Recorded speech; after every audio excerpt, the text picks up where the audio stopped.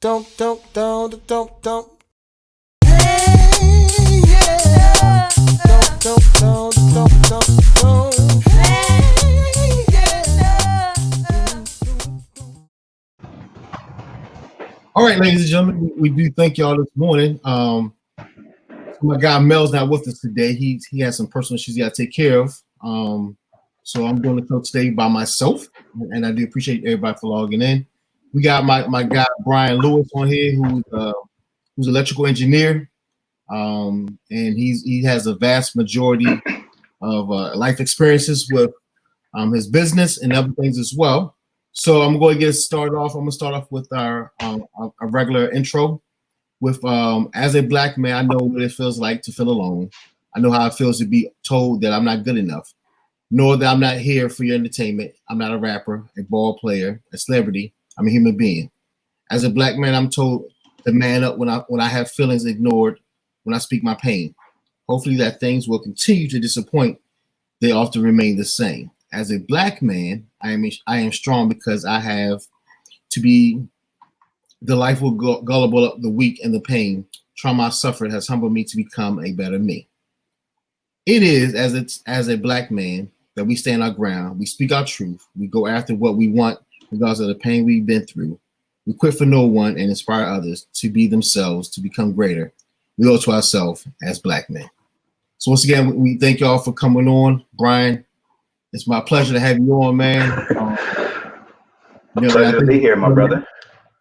Thanks for filling in everything, bro. So we brought you on today because you come from a perspective of professionalism with a specialty. Your specialty is electrical engineering. Yes, sir. As I don't know too many African American males who do electrical engineering outside of yourself. Yeah. So we'll come back from that perspective today of what you learned and how you become stable as a black man and profound within the companies that you work for. Any other stresses that you might come across while mental health issues or anything of that nature there? Yeah, awesome, brother. Awesome. Welcome to the show. Well, I would say first and foremost, thank you for inviting me, my brother. And I also like to say, your little introduction about the tribulations or the various things that black men have to deal with was on point. So, I need to get that, put that in my computer or whatever. So whenever I'm being stressed out at work, I reflect upon that. Once again, brother, thank you for inviting me onto the show. And I'm very happy to be here, happy to support the podcast. I see you doing your thing. So I should say, finally, you invited a brother on the podcast. Come on, man. Come on. You always welcome. You always welcome. You know what I mean? You always welcome. So if you could. Happy to be here, happy to support the podcast. I see you doing your thing. So I should say, finally, you invited all kind of issues this morning, man. Teddy Riley. Yeah, Teddy Riley issues going. Everybody gonna boo me now. You know what I mean? Yeah. So let's talk about real quick. Your profession. What made you want to become an engineer? Oh man. Okay. So there's a long story and a short story. So I'll give you the long story. Currently live in Delaware, but grew up maybe about 50 miles down up the road in Philadelphia, Pennsylvania. Okay. And then, back when I was in middle school, I tell the story sometimes. I actually wanted to be an artist. Like I grew up doing comic books and drawing. My grandfather was an artist. My cousins are artists. And, when I grew up in the home, I just had paintings of that my grandfather put up there. So, the vast majority of my childhood was spent, drawing and doing art. So back in Philadelphia, there was this school called Kappa, Creative and Performing Arts. It's in South Philly, and it's a very famous school. People like Amel LaRue and The Roots, they all attended that school. It was kind of like if you've seen the movie Fame, where you had singing, you had artists, songwriters, and things like that, and it was just like this big school. That's like I'm gonna go there and I'm gonna be a top artist. So funny thing happened one day in 8th grade. I applied and I didn't get in. I was kind of hurt and kind of wounded. And I kind of said, man, I'm done with this art thing. And then there was another school that I applied to, and it was called George Washington Carver High School of Engineering Science in North Philadelphia. Okay. So from that point, I enrolled in Carver High School, and it was a math and science based school. And from that point, we received education that was, heavily based on sciences and maths and things like that. And I started pursuing engineering. So I think that's kind of what sparked it. And then I would also like to say, I have a cousin, cousin Stanley King, is actually my mother's cousin, my second cousin, but he was more so like a mentor to me. And he currently lives in Atlanta. He owns a company, SL King and Associates. Hmm. They're a pretty big firm down there. But I remember I used to always speak to him, and he used to talk about engineering. I had another cousin, my cousin Alan. He worked at DuPont for many years as a chemical engineer. So I had relatives that were cousins, and I saw what they did. But he's talking to my cousin Stanley a lot, and he used to talk about engineering. He was a mechanical engineer, but all I can remember was around that time was, it was a big demand for it. So I should probably say what made me want to do engineering was there was a demand for it, and I always knew there would be jobs, thus you get paid for it. Right. So that's kind of how I went into it. And as I started getting into my courses, my curriculum, it became like a source of pride because it was like so difficult. Like not everybody can do this. Right. I'm like, you know what? I'm gonna stick it out and I'm gonna do something that's difficult. And that's kind of what made me choose the field of engineering. Okay. So out of the different types of engineering, like computer engineering, chemical engineering, what led you towards electrical engineering? Okay, so going back to my cousin Stanley, back at that time there was a huge demand in electrical and chemical. Okay. So I ultimately I chose electrical, and then we as you being in fraternity, we like clown other frats, but it's all love. But Right. back when I was in school, we used to have this thing like which one was the hardest. It was like obviously chemical and electrical, and we would clown the civil guys like all you guys do is play in dirt all day. Like what do you guys do? So it was so I picked what I thought was the most difficult one, and kind of you know made it through. But you know, but I would say this, here in Delaware, chemical is very big with Hercules and DuPont and all those companies. So Delaware and Gore and Delaware is heavily chemical based or whatever. But I'm happy with electrical, so it's worked out for me. So my story is that I started off school at Coppin State. Okay. I want to be a chemical engineer. Okay. And then when I went to see my counselor, I got my syllabus. There was some math classes that I couldn't even pronounce back then. Yeah. And I was like, you know what? I'm not going to do this. I'm not going to be a chemical engineer. So I say, you know what? I'll stick around and be a business major. And well, I left there and graduated with a BS in organizational management, which I think fits me better than engineering, right? So Okay. Yeah. I always felt I shortchanged myself because I didn't go through the engineering part. I didn't count on me attempting the math classes, as math was one of my weakest points back then. Yeah. So when you went to UD and you saw the syllabus, like what made you move forwards with that?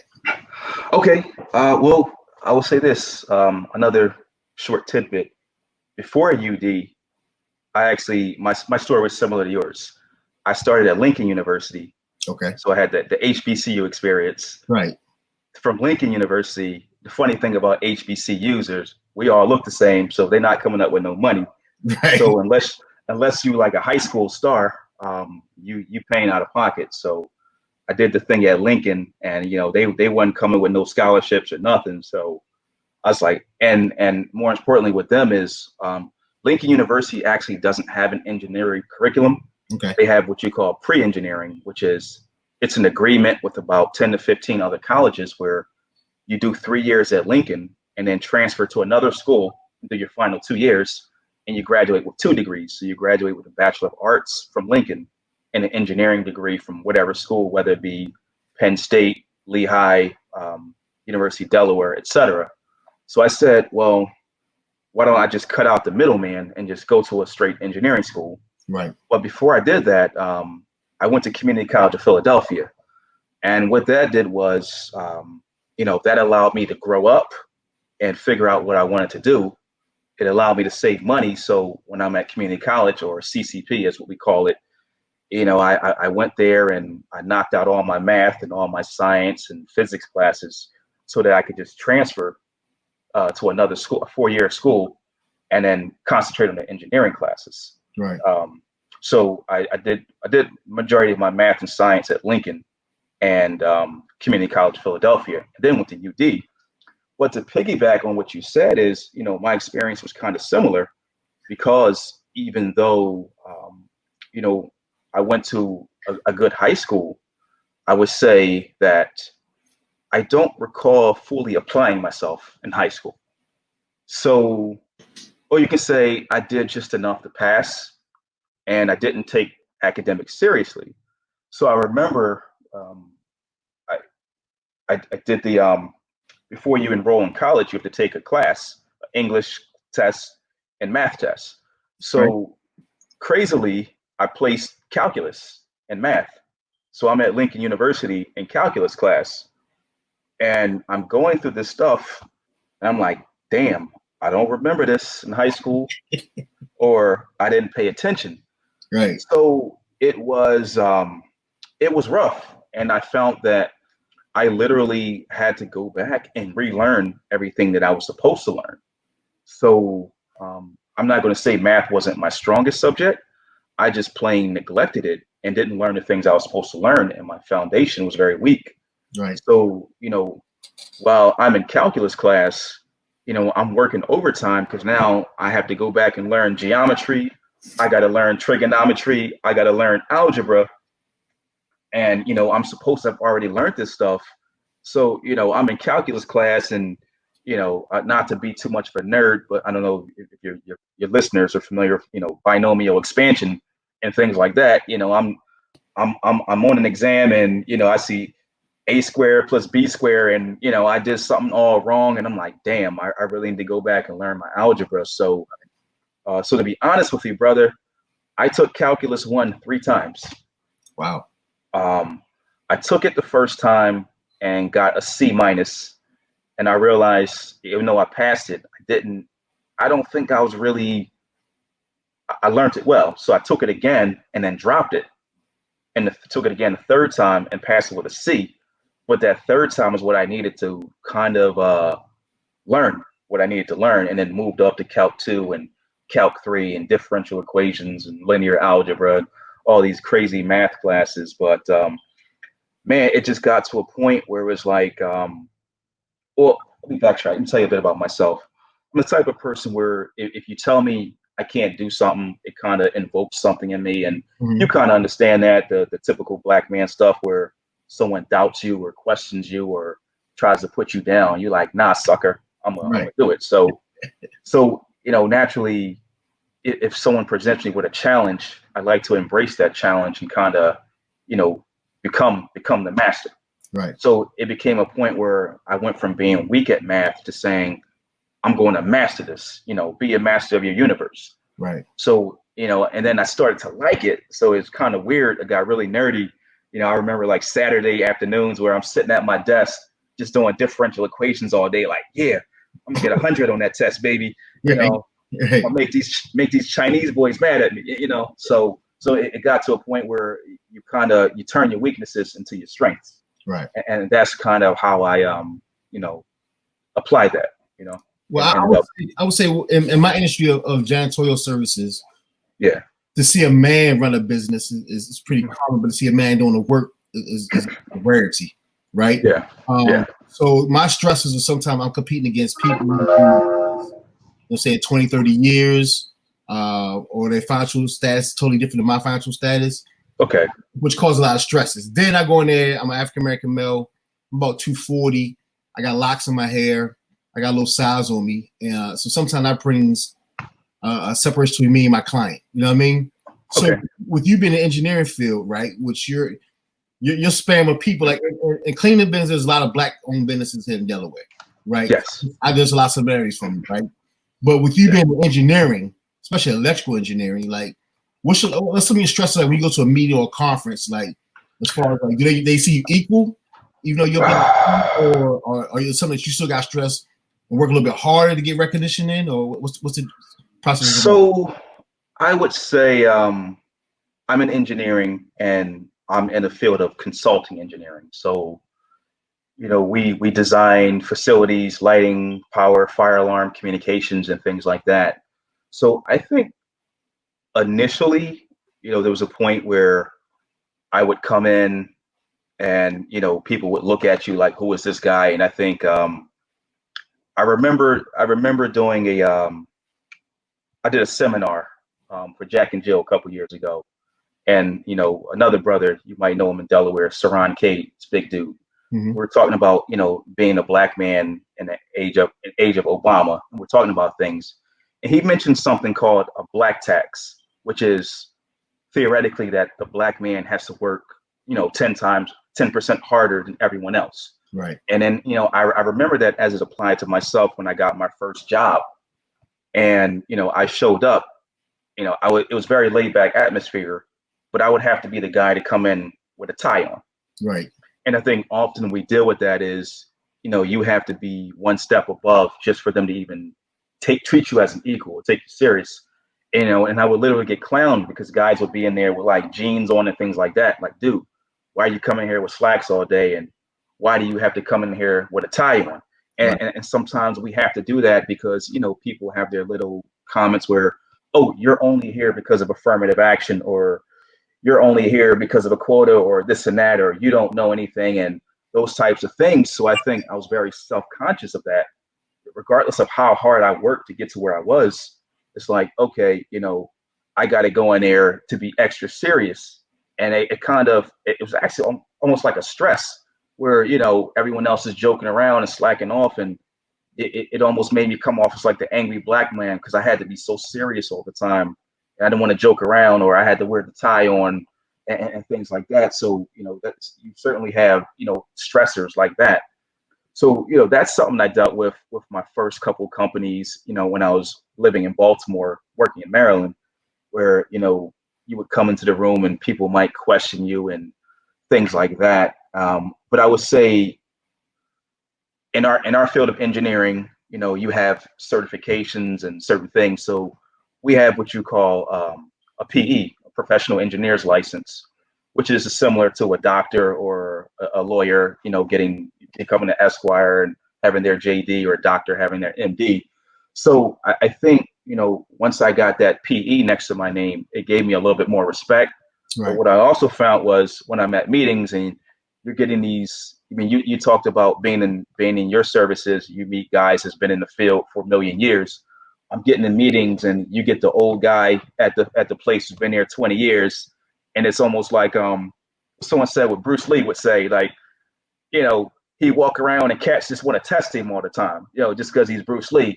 Right. So they would see that I had that PE next to my name, and it's like, all right, school's in session. Let me test this young guy and see if he knows his stuff. So it's like, from one extreme to the other, where they question your knowledge, and now you walk around and they want to say, all right, is this guy really good? Let me test him. Let me harass this dude, and scrutinize everything that he does. So I think I dealt with that a lot, maybe, my first 10 years in the field. But I think a lot of that has to do really with, the companies you're at and, things like that. So I find that um, where I'm at now, I don't get too much of that because we have repeat clients and, we work with the government. So we have typical project managers. So, once you build that rapport with a certain group of people, it's actually the opposite. They come to you anytime they have a problem, if they need advice or something like, hey, Brian, can you help me out with this or this and that? So I think at this point it's actually the opposite, where, where I'm at now is you actually have the respect of the people we work with. So, it's just two opposite ends of the spectrum. Right. But I do. Yeah. So we got a couple of comments on here this morning. We got two from brother Michael Snell. By the way, Okay. myself and brother Brian Lewis are brothers in Kappa Alpha Psi Fraternity Incorporated. Okay. It's a different aspect of life. So brother Snell said it also applies to the military, especially as an officer. I experienced that as well when I was in the Army. There is some segregation there as well, between the enlisted and non-enlisted, and then also between the others and African American soldiers. Then he said black taxes continue to be applied to ourselves even harder today because of of the opinion and stereotypes. And, it's sad that in today's world that we have to. This is 2020. We still have to prove ourselves. Yeah. You know what I mean? No matter what field we're in, whether we're a lawyer, doctor, any specialized professions, or general businessman like myself, it's hard, man. It sometimes, it makes us almost want to quit sometimes, right? Because you become depressed, anxiety sets in.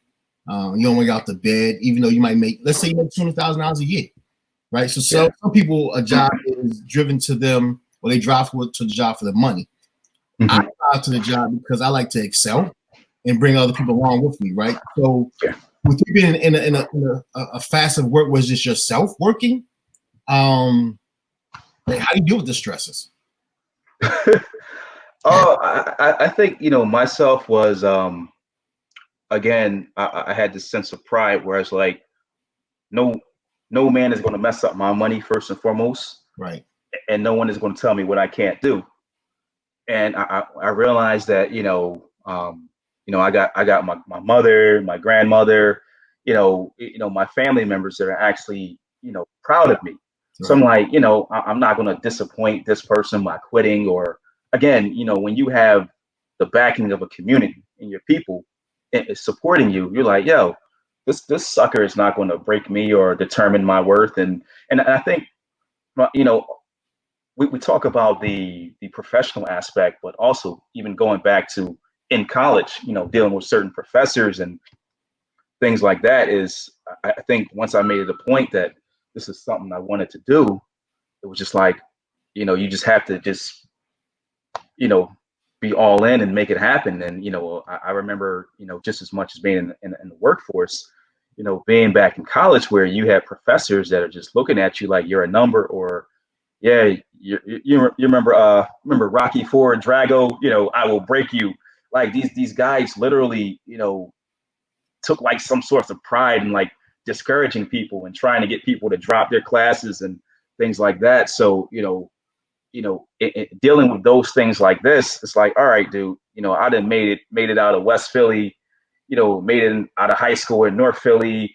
I'm like, dude, you can't break me. And then, touching back on the fraternity aspect, we have this poem Invictus, and then you have the poems, Don't Quit and If. I'm like, when you're learning these things, they might seem just like pieces of literature or whatever, but when you start to apply these things to your life, you're like, yo, you can't break me.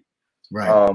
Especially, Invictus and Don't Quit. And it's so true. Remember one time I got laid off, and then, I'm having to go home. I didn't even tell my family about it. I got laid off, / fired from my first job down in Baltimore, which is a toxic situation anyway. But, I'm going home, man, and I'm just like, you think you internalize these poems and situations you've been in. I'm like, this is nothing.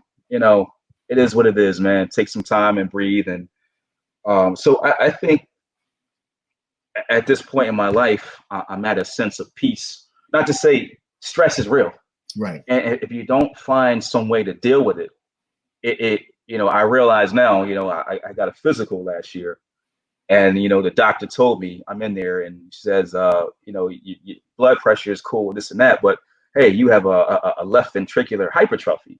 So it's like, it comes from the strain and things like that. So I realized that the stuff is real.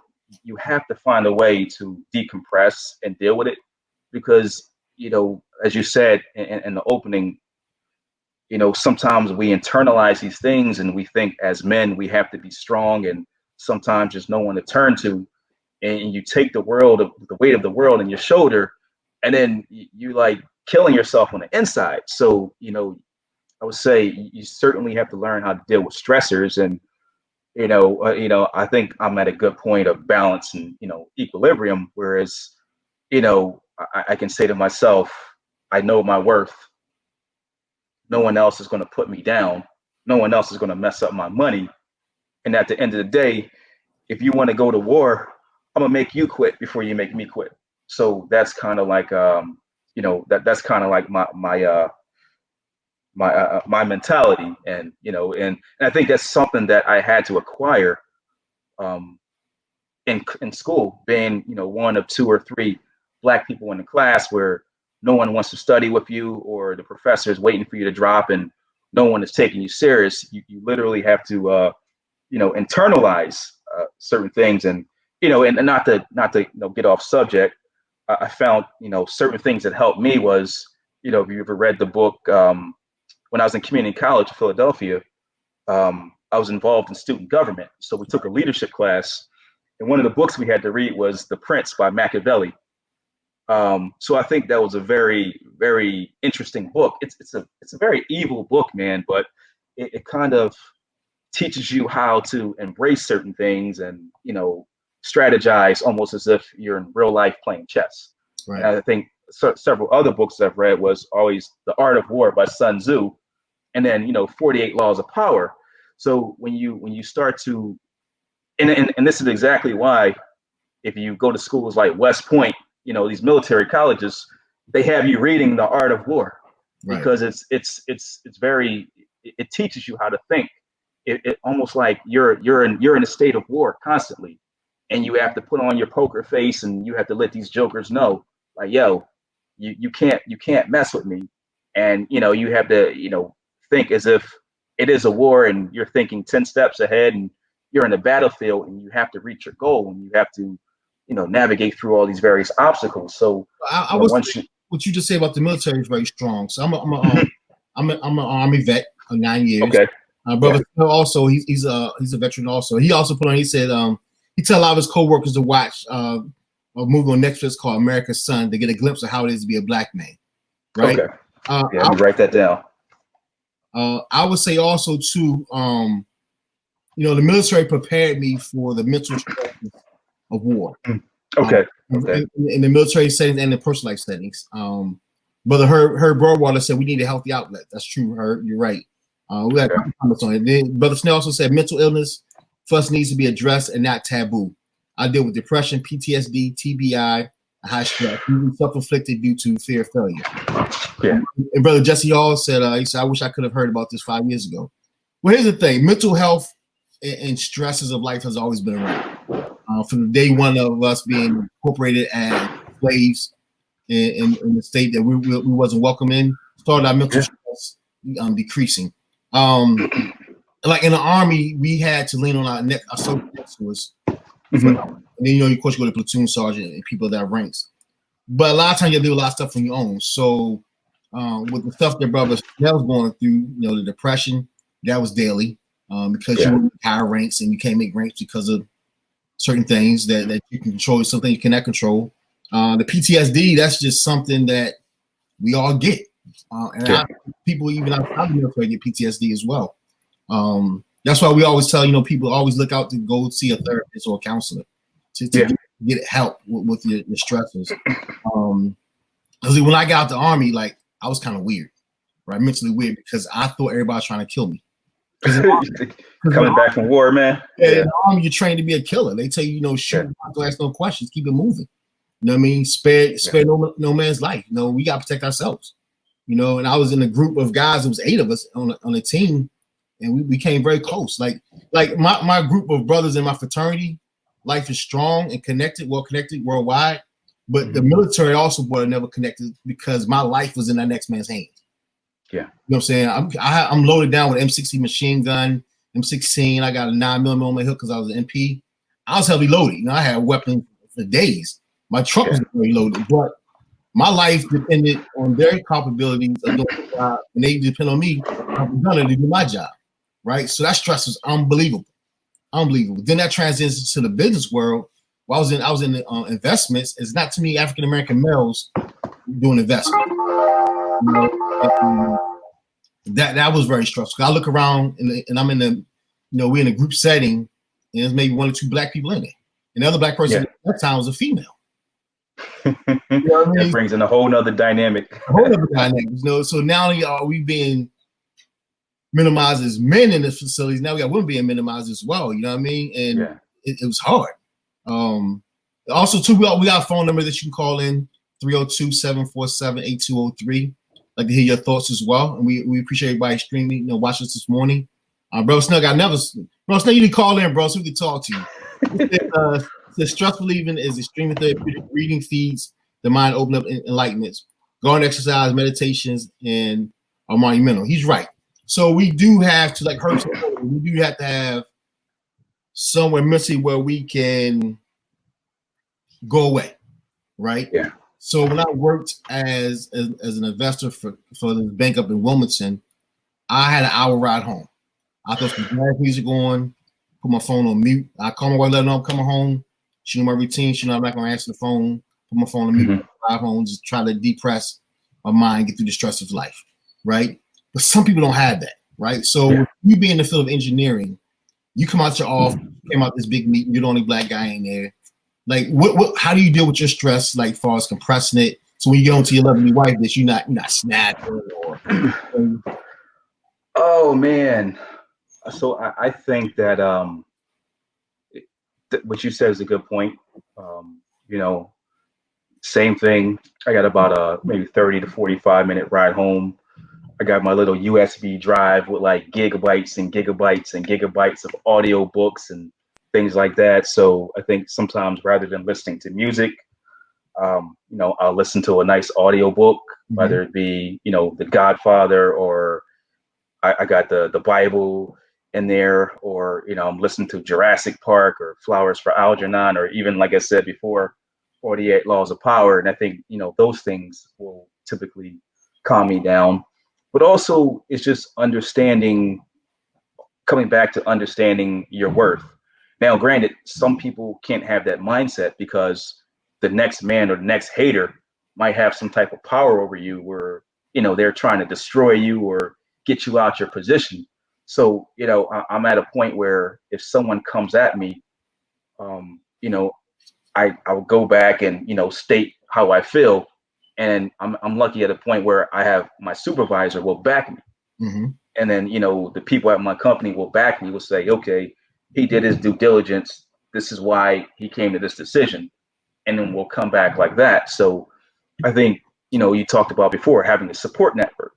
So, and because I've been at companies where your supervisor would question your competence, or to, make little slick comments about things being over your head, or, you're in a cubicle and you can hear someone talking about you. I'm like, dude, dude, I'm like right here. I can hear you talking about me and stuff Right. like that. So, and exactly, it was the company I left to go to the one I'm at now. And, you and I talked about that when I was making that decision. But, and looking back at that situation, that was a very unhealthy situation for me because, I was at work all day long. Granted, I'm in there, working twice as hard as everyone else, working like 50, 60 hours a week, getting no type of appreciation or even recognition for that. Right. And then, you have some cat, who's supposed to be your supervisor on the same team and constantly second guessing you, or, making comments that, if someone comes back and makes a comment, his thing is, well, we'll get it right, rather than saying, let me check with Brian to make sure that he's not wrong or whatever. It's just they're automatically assuming you did something wrong because the client comes back to them, Right. or so that was a very, very unhealthy situation. And I was coming home angry, stressed out, and I was kind of almost depressed because it was like, damn, if I leave this job, where am I going to go? Mm-hmm. I'm be driving an hour or something to Philadelphia to find another job, and that goes back into, in my particular field of consulting engineering. Again, if I were a chemical engineer, it might be pretty easy to find another gig. But being mechanical, electrical, plumbing, and fire protection, what we call, the MEP engineering consulting, it's like, dude, if I can't fly here, I'm like, damn, am I driving an hour to Baltimore or driving an hour to Philadelphia?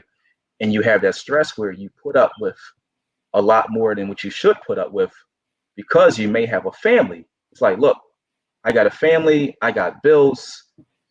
I'm just gonna have to man up and suck it up and take the stress.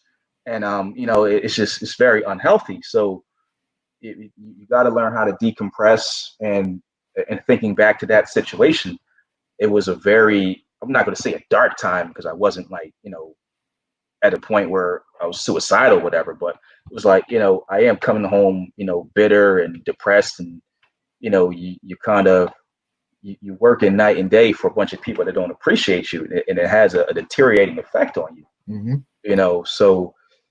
So I think now, as the brother talked about, man, whether it be meditate or working out, or what I found was hobbies. Right. With this whole quarantine thing, I ordered myself some new guitar strings, and I'm like, let me pull out the old guitar that I ain't played in years, and ordered myself a sewing machine.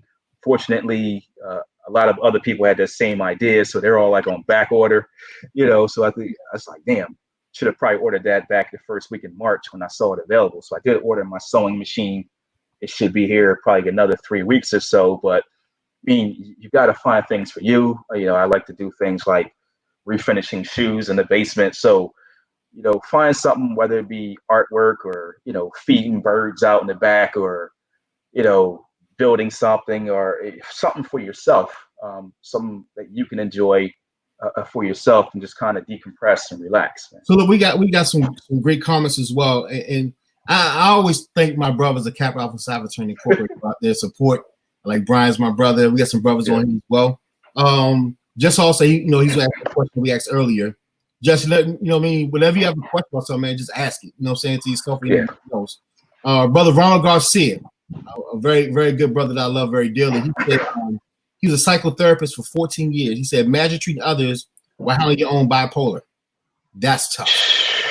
That's tough. Yeah. Brother Snell said, the biggest issue most are facing today with the shelter in place is their inabilities to not deal with their own inner thought without the whiteness. So, and that's why we do the show. And also, too, we got a lot of shout-outs from, Brother Mel Simon said, what's up to you? Brother Reginald Harris came on and said, yo, you know what I mean? So you get a lot of support here, bro. You're a very popular guest here. They support the show, brother. It's your show, man. About to blow up, man. we claim it. Brother Garcia was talking about, even my wife, she's a therapist as well, is that these people are in place to help others get through the situation, right? And a lot of times I always, like when me and my wife first got married, I was telling her, you need to get a hobby, something you can just break away from. You're dealing with children, you're dealing with their parents, the school systems, then you got your boss and coach you got to deal with. It's a lot, right? So, and I thank Brother Garcia for still fighting through it. We've had a lot of conversations, and he has a dog that's with him, right? That helps him get through his days, which is very great. Now, I love his dog. His dog is very loyal. His dog does not play with you. Like most dogs, his dog is very loyal to him, which is great. So that's a great resource that he has. But like for my wife, like she didn't have no hobbies, but as she got older, your mental capacity changes a little bit, right? Yeah. So now she has hobbies, which is great. Because I think she probably would strangle me by now. Because it's hard being a good father and a husband these days. In our society. Yeah. But she has hobbies now. Like I have a new hobby now of smoke cigars. That's where I just get loose. But now with the coronavirus, I'm home. My daughter, I don't smoke as much. So my new hobby now, I'm becoming a quote unquote part-time horticulturalist. Right? Yeah. I'm trying to grow grass in my house. You know what I mean? So to understand a lot of growing grass now has caused my whole process to read. Because I've been home for almost 2 months now. You know what I mean? With this virus and everything else. And I'm a school teacher as well. So I'm not even teach school. That was never outlet for me. My job was outlet because I was a gym teacher. So I would have fun with the kids.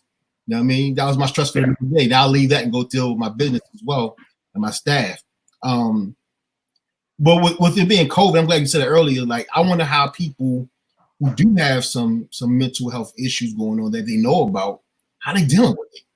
You know what I mean? Because you can't really go see a therapist. A lot of therapists are closed. Yeah.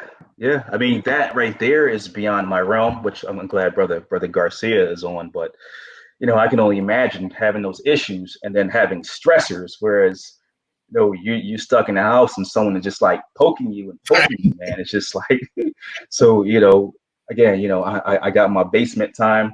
My basement just flooded the other day. So wow. I called up Brother Bob Vila, aka Eddie Rickman. Okay. I was like, okay, man, got another project, man. Tell me how to secure this foundation and things like that. So you have to just I remember a couple years ago, I discovered his YouTube channel, brother Kevin Samuels. He's also a brother. He's a men's stylist guy, and he would talk about various topics of being the best version of yourself. And I think that resonated. So at that point, man, I started just wanting to learn about everything, whether it be like cycling and reading various books, learning stocks, learning how to network, and so I kind of embrace things like every day is a new day to learn something. Thus, the sewing machine and the instruments, and it's just almost like a kid with ADHD. Like, what can I learn and how can I be a better version of myself? And I think that as long as you devote your energy to something that's trying to elevate yourself, that's almost like my therapy right there. Right. Just trying to do better. Where it's like 11 o'clock at night. It's like I don't want to go to sleep. Trying to do something else, or can't wait to wake up in the morning. So, that's kind of where I'm at now, and I just try to do positive, and try to learn and put that energy towards something that's going to better myself. Right. So, Brother Garcia sent another message, which is very, very profound. He said, the first thing is not to be ashamed of it. Yes. And me and Mel always talk about our upbringing as young men in a society where we was told, it shows weakness to show that you're sad, that you're crying. Yeah. There's something wrong with you. You always told man up. You have a big back for a reason. Carry these stresses of life as a male. You know what I mean? But then there's times where you want to cry. Not just because you hit your toe on the side of the bed or because you're hungry, you don't have no money to get enough to eat, but the stress of life is just sometimes is overwhelming. And I thank God for my circle. I see my pops is on here, my second dad, Pop. I remember we was going through the process of coming through Kappa Alpha Psi, and he always whispered in our ears, because he's a pastor, like, God will get you through this. You know what I mean? And that helped trigger, how it is, Brown. We go through the process, man. You have them days you're like, oh, you want to choke somebody. You know what I mean? Because you just can't get through it. But he always whispered in our ears, like, God got you. You know what I mean? So that process, I think every process I've been through, where I had issues, like when I was in the Army, that was just probably the most loneliest place in my life, right? Because my Ranger buddy, he wanted to leave, and I was like, I want to leave. I got the urge, I just want to start shooting people. You know what I mean? Yeah. I got all these weapons around me. I'm handling a gun every day. You know what I mean? Now I'm a police officer. I'm chasing people around the base. Like, I just want to shoot in my eye everybody, right? And that's man. He comes in his play as well. But I always tell people, you know what I mean, like, find a way to relieve that stress, that pain, because it's hard, man. Once you become depressed, you tend to dwindle away from everybody else. Ed, brother, because I remember you and I, we're good friends. We talked, and I remember that, like, it took a while for me to even man up to say, yo, I'm depressed right now. Right. And I realized you're coming home and you're feeling some type of way. And, we are taught as men to be strong, not to show weakness, and to say, and you and I were talking, I'm like, what's wrong with me? Why am I feeling like this? Why am I trying to fill certain voids? Why am I out buying things, trying to make myself feel better?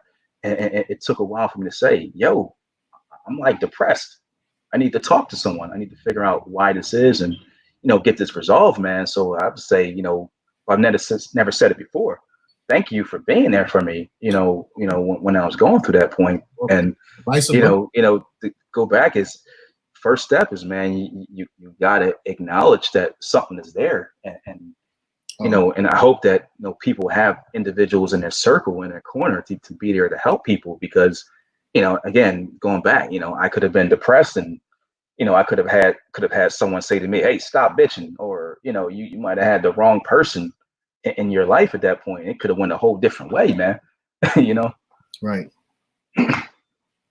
Hold on. Brother Snell, there's the new number on it. Call that number 434-546-3354. We would love to talk with you this morning, sir.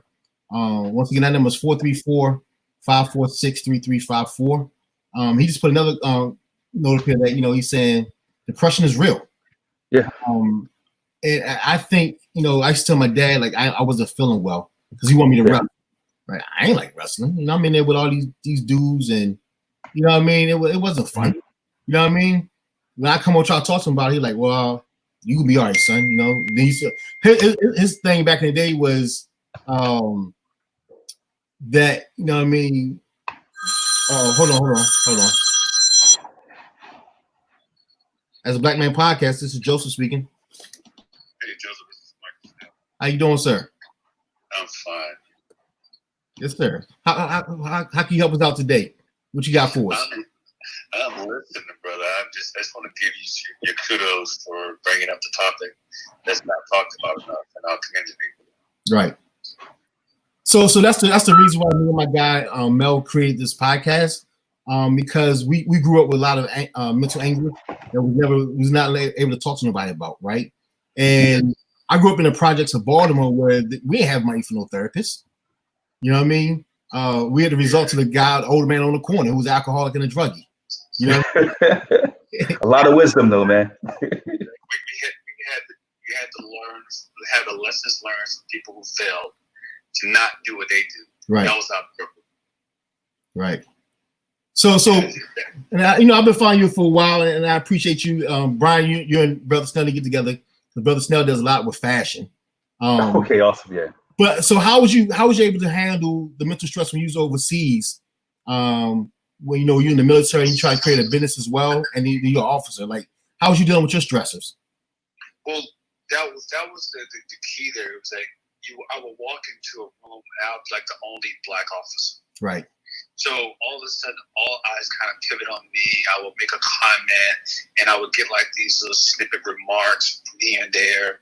But long story short, they finally realized that I knew exactly what I was talking about. Mm-hmm. But the mental anguish of having to beat down those barriers to even get the thoughts out there and for them to articulate it, for them to understand what it is that I was saying was always a struggle, because I was fighting multiple wars at one time within one conversation. And that's what a lot of people don't understand, that the internal wars that we're battling, or it's just a battle, the internal wars that we're having. It's not on the surface. There's a lot of stuff that's going on the side that keeps our brain constantly moving or reacting. But once you start unplugging those stresses, which you mentioned earlier, once you start moving the stresses, particularly from the military perspective, then you start seeing your body fall apart. The stresses or the other pillars that's holding us up in the military. Right. They dump many stresses on us, but then that's why the mortality rate and the suicide rate is so high post-military, dude. Yeah. Yeah. So, I think for me, I kind of cheated the system a little bit because my dad was in the Army, same time I was in. And at the time I went in, my drill sergeant was actually served with my dad. So he was kind of like an outlet for me for a while. But then my dad kept saying, boy, you're in the Army now. You know what I mean? You don't need my support right now. You already got everybody around you. I think the connection with me and my dad that was lost is that I'm calling you for help. You know what I'm saying? You already in the Army. You know how. But right. You know how to asking for help, because, man, we always are taught that you figure it out yourself. Right. Figure it out yourself. You fall, get back up. Which is a good analogy to use. Falling, getting back up. But sometimes, man, you freaking have a gas in your knee from falling, and it hurts to get back up. Right. And that is the point. That's the point that we lose people, when that person is falling and has the inability to get back up. That's where people start using substance abuse. That's when they start getting into criminal activities, because they're down now. Yeah. And, growing up, I never understood how rich folks would turn to drugs, because I always thought money was a part of happiness, right? But as I got older, started meeting them and understand they're just like I am. They just got money, right? Like Brother Snell was just saying, like, sometimes we need a crush to be handed to us by a friend or a brother, and sometimes they're not there. Yeah. You know what I mean? And that's where I get it, I speak candidly, so all I know is transparency. Right. So that's why I get sometimes I get such an uproar with the fraternity, because we're so hell bent on gravitating to those who already made it, but we forget about those brothers that are trying to make it. Right. For those brothers that have already made it. Yes, they still need mentorship. They still need, somebody to bounce ideas off of. But that brother that's struggling down at the bottom, that has a bottled water company, that we have a Duke that has his own bottled water company that brothers don't even support. Didn't know.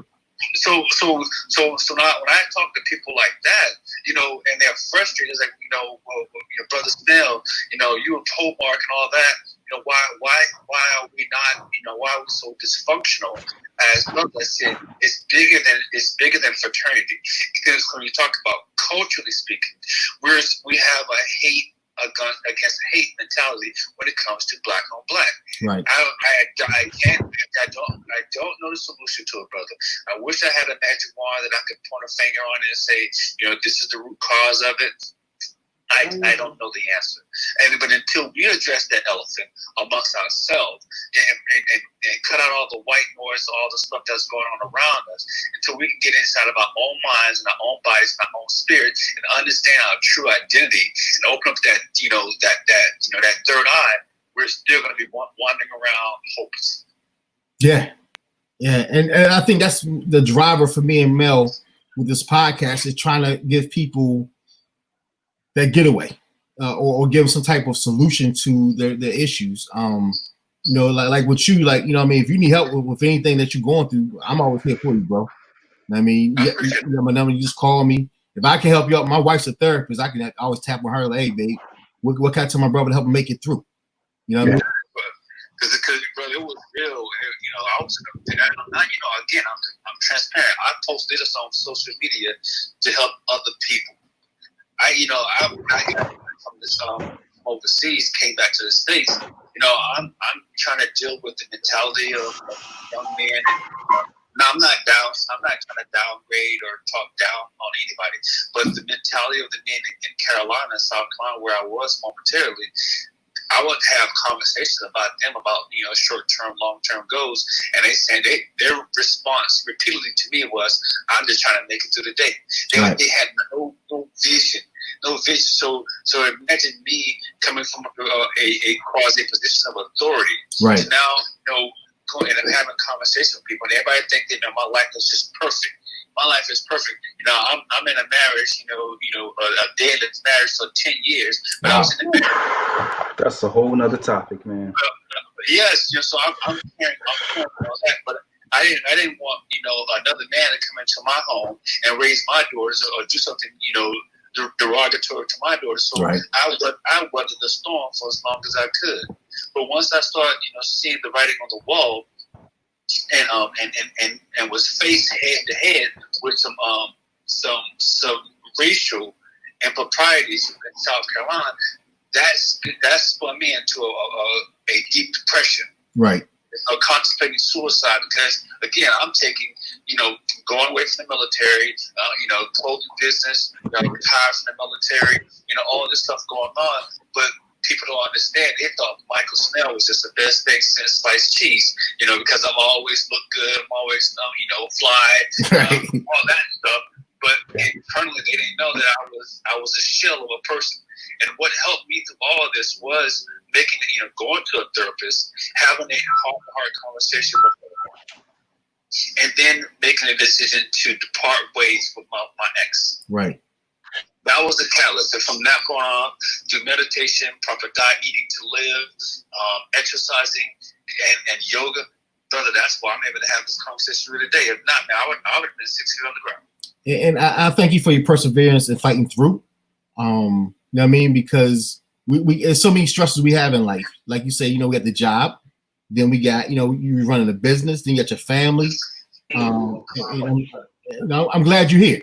You know what I mean? I will make a point more now to reach out to you more to ensure that you stay here as long as I'm here. You get what I'm saying? I appreciate it. I'm in a good place, brother. I am in a good place because You know the other brother talked to us earlier is that we did not know who to go to, Right. and then as a leader in the military, when you show a sign of weakness, that's your door. That's the door. They give you the door now. Yep. Okay, you know you're a bullet catchers for the most part. We go out and catch bullets. Right. That's it in a nutshell. But without getting too political about that, we need to find our avenues, established avenues like you're doing right now, that allow men of color particularly to be able to express themselves without harsh judgment and understand that being transparent is not soft. It's just being who you are in order to get the help that you need. Man, look, I appreciate that's a good word there. You have my number now. I got your number now. I'm gonna lock you in for sure. And I'm gonna hear from you, brother, and keep going. All right, bro. Yeah, this is a very powerful message there. It is. We all need to hook up. It is. So that's the reason why me and Mel did this, right? Because we know a lot of people, and we know that as Black men, it's hard to express yourself. You know what I mean? And nowadays, saying you be called different type of names, you can be ostracized, you can be blackballed. Like I was going through depression a couple of weeks ago because I'm stuck in the house. I'm not used to being stuck in the house. I'm used to be on the go. I'm used to moving around, driving, 1,000 miles a day. You know what I mean? Working and everything. So this now has helped me to rethink my business tactics now. You know what I mean? My life tactics. It's hard being home. I'm home with a 7-year-old who has energy of 25 kids. You know what I mean? And she's very inquisitive, so she asks her a lot of questions. And I try to be as positive as I can because, like, I'm stuck in the house. My wife out here working at a hospital. She can catch the virus anytime. I'm at home. My business has dwindled down a little bit. I was rejected unemployment as a teacher because my school was a Christian school, so they got tax exemption from that. I'm like, I'm going crazy. Like, yo, what's going on here? Yeah. Now I applied for the business loan. They say it takes a month for them to look at it. Like, I got bills now. You know what I mean? And then the other day, Saran K came on. He was on the show. Now he's talking about how the government now is going to allow entrepreneurs, business owners, and 1099 employees actually to get compensation. That's good. Then he said that's 3 weeks from now. I'm like, like everything that I want to do is right here, and I can't do it. I was rushing. You know what I mean? I try my best to hide it, but my wife is very. It's good when your spouse know you, and she tapped me on my shoulder like, "You all right?" Those kind of things. And she brought some life back to me. Then I called a couple of brothers, and they talked to me. Yeah. You know what I mean, so that's why I want to bring you on, because with you being in a career where it's not that many African American males, right? It's probably less females than it's males that are engineers. I want to get you on, like, so people understand that you're in a profession that's very much so needed. But then, how do you deal with your stressors? Oh man, it's so weird. Like I said, with that whole thing of being the only one, it's literally something I've dealt with since college. So you kind of get used to it, and then now I'm in the field where you see more. But I mean, well, first of all, we're all part of the African diaspora. But when you start talking about quote unquote Black American, there are times where literally I'm the only one. I think as far as project managers with the government, I've worked with one guy, one brother out in Philly, but literally, like you said, bro, it's the only one. So, if I can inspire other people, inspire young people, I think that's why we do the mentoring and, try to work with other people. If I can inspire someone else to step in, so we start getting more people, in these STEM related fields and, in these positions, maybe it can make a difference. But, it's real, that thing of being the only one and knowing that everyone is watching you. So, when everyone else is slacking off, you can't slack off, or you feel as though you got to work extra hard just because people are watching you and trying to see what you do. And then understand that, if you mess up, that might be it. I make this joke about, was it Jamarcus Russell? I was like, bruh, when you got drafted #1 by the Raiders and you messed up, how you didn't just affect yourself. Right. You affected everyone else, because cats are like, oh, can we take a Black quarterback that high? And, this and that, and you deal with things where they're questioning your competency, and is a black quarterback just like a white quarterback? And again, you have to understand is the things you do can affect other people further down the line. So it's just it takes a lot, man, and you got to be strong, but also know when to reach out and Right. get help and have that support groups. And It's also important, man. we just was blessed this morning with my wife's line sister, Sister Danielle Hall. Okay. She's a strong rock in the community as well. She Yeah. was the governor, and we had Chris Bell on last week. CJ talking about he's in the realm of politics, and what he was saying about politics is like the stress is there. Like, here's the thing: it's 2020. We all should be equal, right? Yeah. We have college degrees. We have we have the fortitudes to make their life like everybody else of other colors.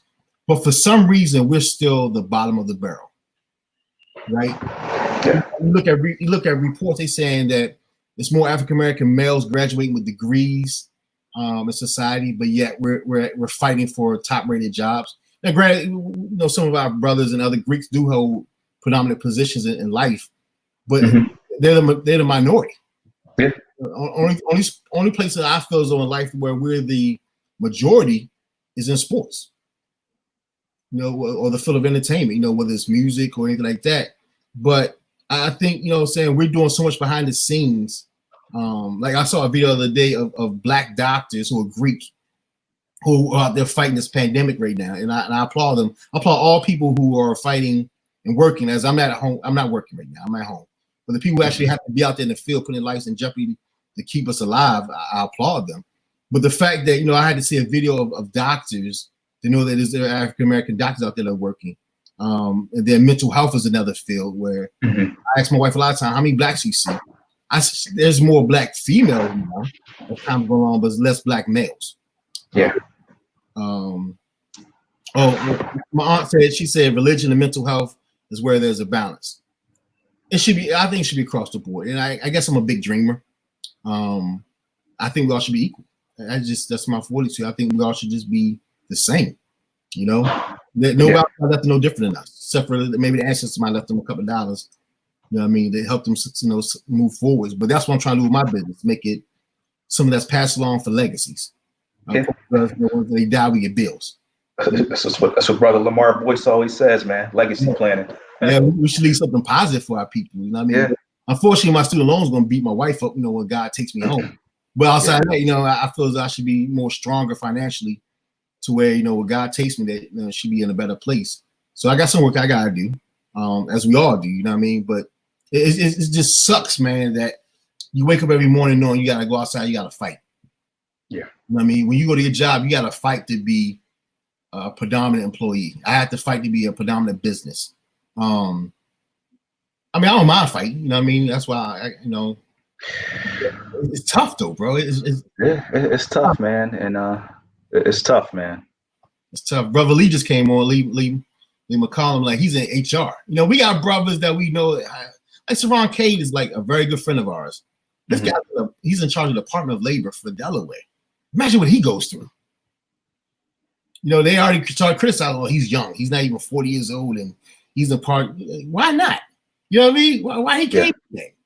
Sorry, he'll be governor in a couple of years, man. Well, he got my yeah, Sarah.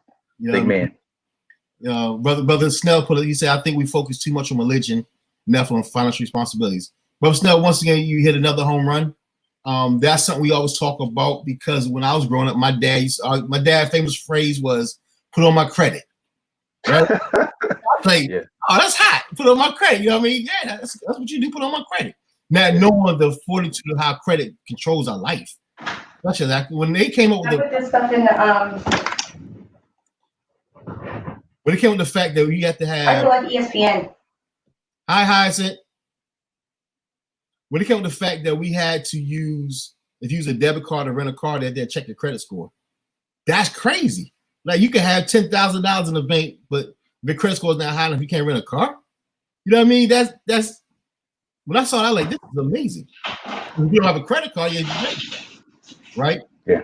But then you got to have a good credit to rent a car. Like, that's I don't know. Bro, to get a hotel room, bro. You know, Yeah. like anything. You know, I remember one time, I went somewhere. I was out in Seattle, and I gave them my bank card because I didn't have a credit card. Them suckers built like 5 days on there, and it took like a whole week just to get it off. I'm like, they's like, we don't trust you. We just want to like bill you in advance, man. I'm like, Right. yeah, credit is very important, man, and we don't learn that because I remember my first year in college. You know, they got the recruiters out there. I was like, all right, give me that Amex card. Right. All right, give me that Visa. Right. All right, give me that. And you don't plan on using it. You buy one thing and then you don't keep up on it. And just like that, you 7 years a slave trying to get that credit repaired, and you don't understand how that just affects you. And you know, I've gone through that several times in my life, ruining my credit very young, and then having to wait till that 7 years is up, and then boom, I got my credit back, and then I'm out in Baltimore, you know, living the life, and damn it, just messed it up again. Right. So it's just, man, you live and you learn, man. It's very important, and you know, I'm so big on that now. It's just you know, limiting debt, and you know, we sometimes get too caught up in that. You go back to the old Kanye song of we buy things that we don't need, and I'm guilty of that. And I think I said when I was going through my depression, my bout with depression, I was like, yo, I just need something to make me feel better or whatever. And but you know, we definitely have to be very careful. And it's unfortunate that there's not much more. Brother, I was the gas credit card. You know what I mean? Like Reginald Harris always says, he says it's funny that you can apply for a student loan for $100,000 with no credit check, no job, but you can go buy, you know what I'm saying, like a car, you know what I mean, that you can't afford. You know what I mean? Like the financial system is so backwards. When you're a college student, you get everything. I remember I got my Visa credit card. I went and bought me a gold chain. You know, I bought me a pair of fresh shoes. And that's the point. Even when I was in college, being at University of Delaware, we're in the financial aid office. Like, hey, you want to take out an extra $2,000? I remember you would get your refund. Right. And I remember thinking back to 2002. You know, I got my refund. I bought myself a pair of $100 Timberlands. Now just think of the interest. That $100 pair of Timberlands back in 2002 applied with the interest. Right. What that's worth now? You know, it's probably over $1,000. Do I still have those Timberlands? No. So, and the thing is, not to get into conspiracies and things like that, but this is something that's not taught, and there's a reason why financial responsibility is not taught, because it's empowerment. It's empowerment, brother. Daniel Hall said we need to teach our children about financial literacy while they're young. And yes, that's something that me and my wife would work with our daughter. My older kids, I had investment accounts for them. They didn't understand it, but I think if it was taught in school, they might have understood it and took advantage of it. Yeah, Daniel, that's a point that we striving hard to teach now, and I think that we need to have more people that are seen to use a platform to teach financial literacy as well. Yeah, because some people, parents working 2 and 3 jobs. But sometimes Kanye West and Jay-Z are like their fathers. Yeah. You know what I mean? Makes their father, you know what I mean? So I'm not trying to tell these guys what they do, but it'd be nice if people use their platforms. Like LeBron James, he has a school and he's teaching kids about life and how to make it. And he pays them to go to college. Like, we need more people doing that. And my wife, when they say, Joe, you want to be rich? I do want to be rich to help others. Not to be driving around in a Rolls Royce Phantom, you know what I mean? But I want to be able to go to a school here in Delaware. Like senior class that don't have no scholarships, want to go to college. I want to pay for that for you. Mm-hmm. You know what I mean? Or go to a mom at a gas station and here's $1,000. You know what I mean? You know what I mean? Yeah, I want to be that brother that paid off everybody at Morehouse, man. Yeah. Oh, I saw a guy went to Checkers and gave everybody that $10,000 a piece. That's awesome. You know what I mean? That's beautiful. That's awesome. He said he's going. All right, brother Snell, we appreciate you this morning, sir. All right, brother. Look forward to getting up with you. She said, my aunt, she said, no one taught me how to build wealth, how to maintain a good financial balance. Like, we have so many deficits as African Americans. I think that we have to change the whole dynamics. You know what I mean? Like I said, my dad famous words back then was put it on my credit. It wasn't Joe, make sure your credit's good. Or they never said Joe save money. You know, that's one thing I try to teach my kids now, like save some money. It's just so many things that we have to rethink or retrain ourselves. Yeah, and also understand, brother, debt is a business, and there's a reason why. Because there's a reason why when we're in school, you teach children to work for others rather than being entrepreneurs and to start their own. Or we don't teach financial responsibility because it is power. And again, we live in Delaware, credit card companies all around us. Debt is a huge business. You know, I realize now with these student loans what I'm going through, Right. and hopefully my children won't have to go through this. But there's a lot of things that I wish I had learned, you know, going into college, and again, just from being in a financial aid office, and you know, the people are there like, hey, man, take out some extra money just so you can have a refund, Right. some spending money. I'm like, okay, well, yeah, that $3,000 that I took out back then, what is that now with all this interest? And you realize it'll take probably a decade just to pay back that $3,000 with the interest that is accumulated. So it's something that we don't do, and I'm glad, you know, our frat has a program, Blac Greeks Learning to Avoid Debt. We have that program, but and that's something that need to be instilled in college. You need to instill that in elementary school, fundamentals of economics. You know, from elementary school and middle school and up, man. So every time you say something, Daniel replies with a comment, right? Yeah. It's been proposed to incorporate financial literacy in the school curriculum. Unfortunately, hasn't been adopted yet. But yet they want to talk about other things that doesn't really matter in life. You know what I mean? So, yeah. You know, they're more opposed to teaching you how to pass the test in place to get better school ratings than opposed to teaching you financial literacy. Yeah, to pass a test to work for someone else. Right. So I mean, it's just literally, and not to be a pessimist, but that's not going to happen unless you start your own charter school. Right. And that's just like kind of like the fundamentals of education. It's just ended up with Beth value. Wilson office last. She trying to shut up. You know, I don't know. Okay. It's stressing this weekend. Yeah. Yeah. But you're right though. Like my one of my mentors always say, Joe, if you want to change the school system, go get yourself a doctorate degree, become a superintendent. So now your thoughts can be heard. Yeah. You know what I mean? Wow. Okay. You know, I can stand in front of them right now with I'm finishing my master's, but like my voice has to be heard. But you know, for me to be heard, like I had to be in that position. I think it's probably why Danielle's running for the position she runs, so her voice can be heard. Okay. And, you know what I'm saying? And she can speak for us as well. So look, we can talk about this all day long, Brian. Yeah. Once again, I do thank you, and also too, you know, we miss my boy Mel. You know, he's doing some stuff today, and we applaud him for his new change in life as well. Yeah, awesome. Look, we thank you guys for watching us, Brian. You're the greatest, bro. You know, you've been man. From day Appreciate one. it. Since I've been here, you've been my rock. Look, everybody out here. Oh, hold on. Our children graduating and have a college ready job. Yeah, Danielle, she's still pushing our educational piece, right? And that's something that we do need to look at, you know, in the near future. You know, how can we change that? I talked to a teacher the other day who teaches at Del State, and she was like, she said in the next 2 or 3 years or so, they're going to start closing down the schools as far as in classroom teaching, do more online teaching. Which is cheaper for the school, and then you know they can control the academics. Opposed to in classrooms, kind of hard. Your kids come to class, you know what I mean? So I think this coronavirus is going to change our society, and not because you know how we got here, but I think because how we trying to survive now. Like you're working from home. Yeah. A lot of people right now got the opportunity to work from home, which they never had before. So my message to the people is, man, like let's stay positive. If you're falling down right now, please call somebody, send me a message. We can talk via Facebook or Instagram. Create yourself a support system. And I think people like Brian and everybody else who joined today, like I thank y'all for y'all support as well. We will not stop. You know, our show is going every Saturday from new hours of 10 to 11. We all got a phone line you can call in. We love y'all support, and like I said, we gotta make a change in our dynamics as African Americans, males and females. You know what I'm saying? Kings and queens. You know, we gotta do it one day at a time. Brian, I do thank you, sir. Awesome, my brother. Thanks for having me. And keep doing what you do, brother. We appreciate you. I appreciate you. Hey, everybody, y'all have a good day. Stay safe. Wear your mask.